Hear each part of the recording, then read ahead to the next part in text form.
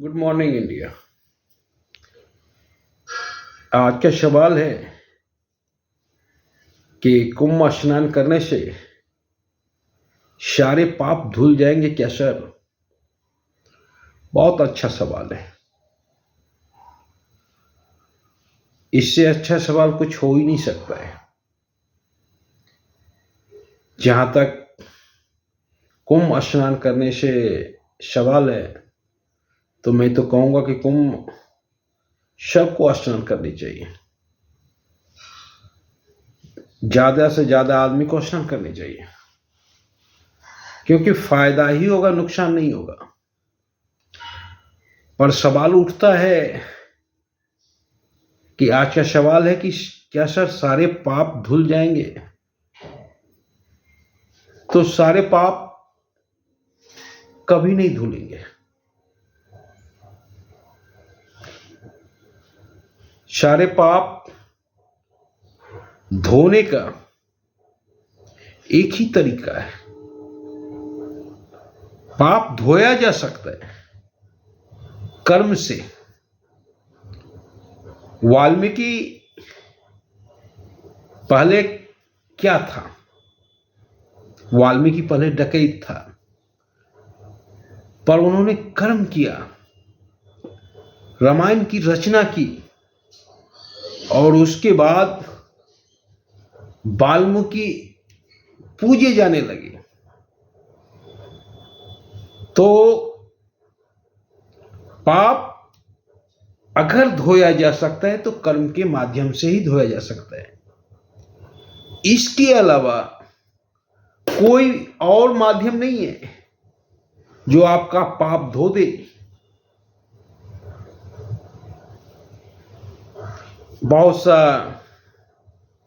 आदमी इसलिए गए कि जो भी पाप हुआ है सारा पाप धुल जाएगा, पर कुछ पुण्य हो सकता है, पर पाप नहीं धोया जा सकता है। पाप धोने का एक ही तरीका है, अपने आप को जानना और प्रभु से बात करना।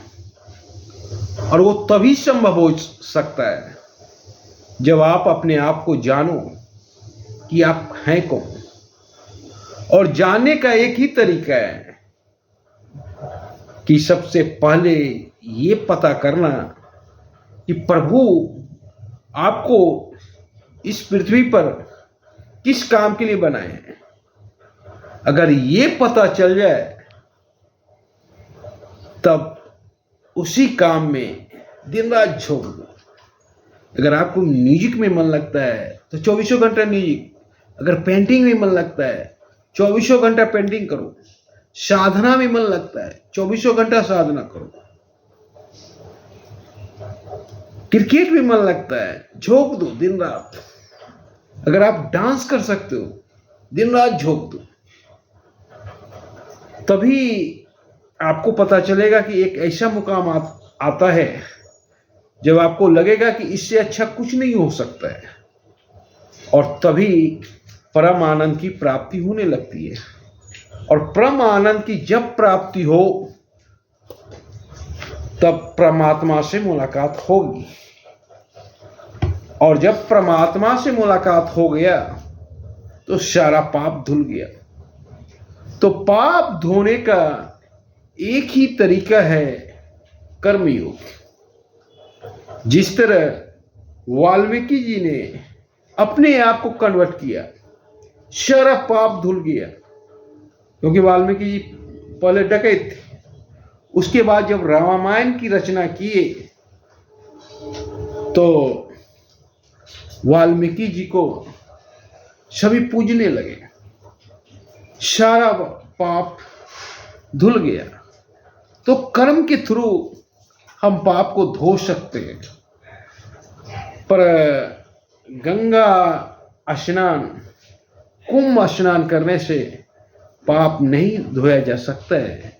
हाँ, भले ही कुछ पुण्य हो सकता है पर पाप नहीं धोया जा सकता है। धन्यवाद।